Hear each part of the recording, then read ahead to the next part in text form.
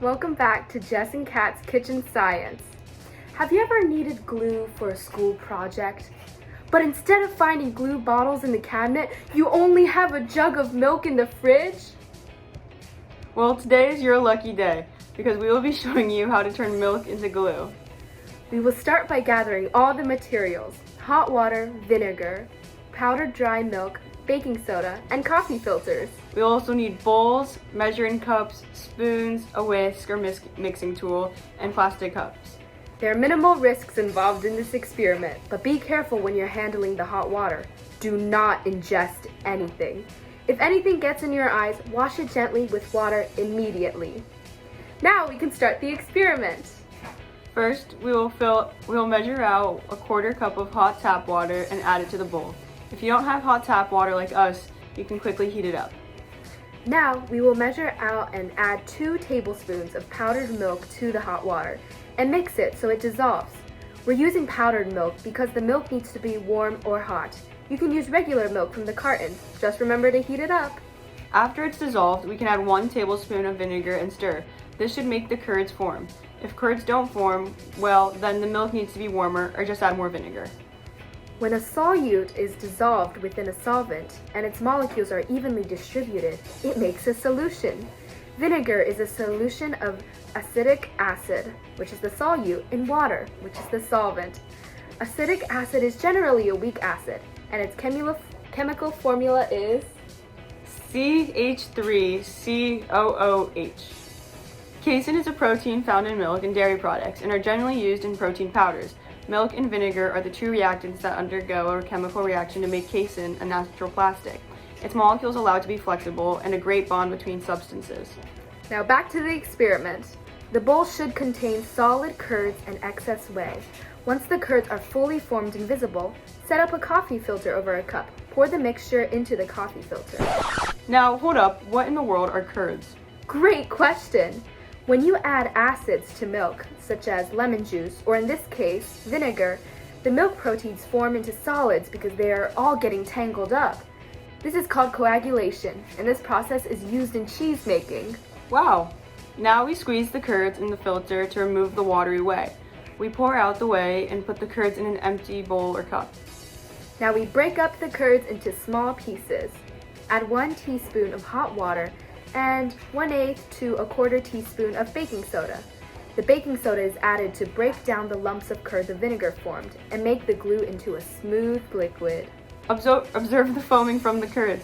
This carbon dioxide gas escaping from the chemical reaction between the baking soda and vinegar. This is known as an acid-base chemical reaction.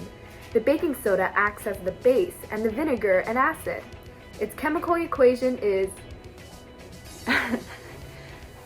NaHCO3 O plus CH3COOH, and then the products are carbon dioxide and water and sodium and acetate ion. That's the one. Whoa! Oh, this is a 2-step reaction, with the first being a double displacement reaction. Acetic acid and sodium bicarbonate form sodium acetate and carbonic acid, and then a decomposition reaction, carbonic acid to carbon dioxide, which is visible through the foaming bubbles, or the bubbles forming. Now we mix and mix the concoction until the mixture becomes smooth and liquid. If the mixture is too thick, add water. If you can see curd lumps, add baking soda to break it down. Now you can use the glue. When you're finished, cover the cup with plastic wrap and refrigerate it. It will get smoother and clearer over time, but the glue will spoil after 24 to 48 hours if unrefrigerated. Now, remember when we talked about casein being found in milk? Well, that is a huge part of giving the glue its ability to be sticky. What would happen if we used different types of milk with different levels of casein? Let's find out. Here we have whole milk, non-fat milk, half and half, and what we just used, non-fat dry milk powder. Let's repeat the steps.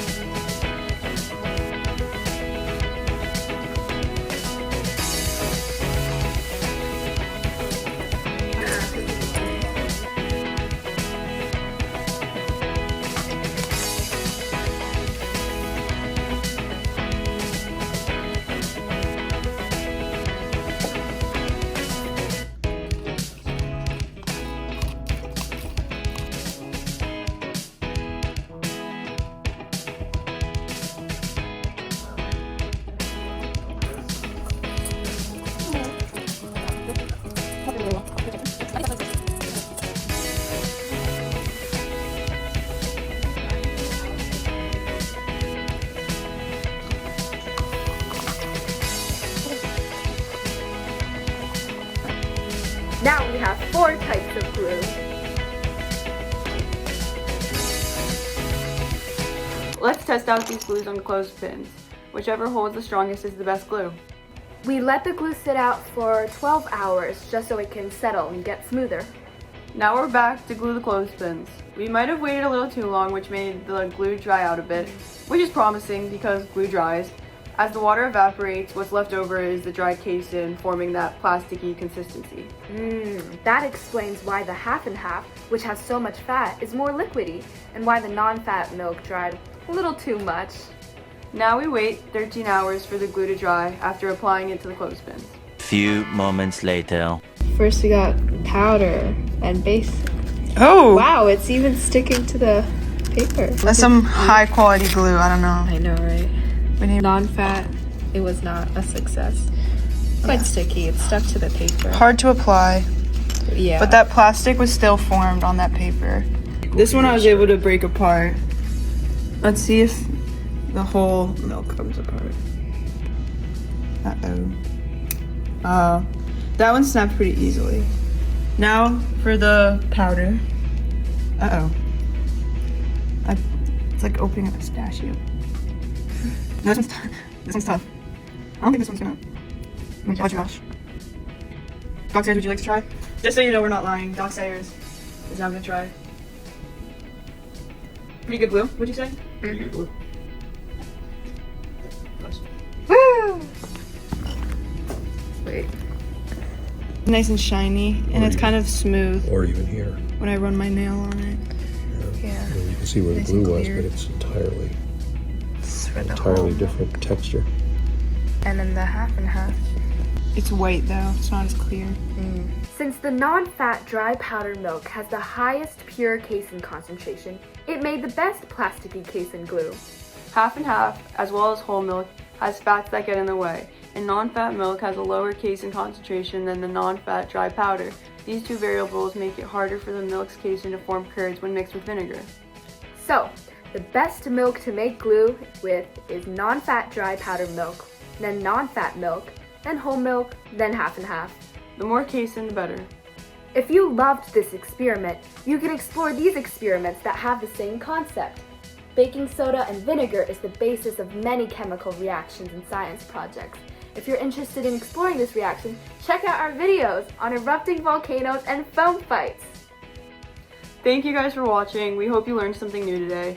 Now, not only will you be able to impress your friends, parents, and teachers with all this knowledge, but you'll be able to wow them with your magic abilities to turn milk into glue. Remember to like, subscribe, and comment down below to share your experiments. Go Science!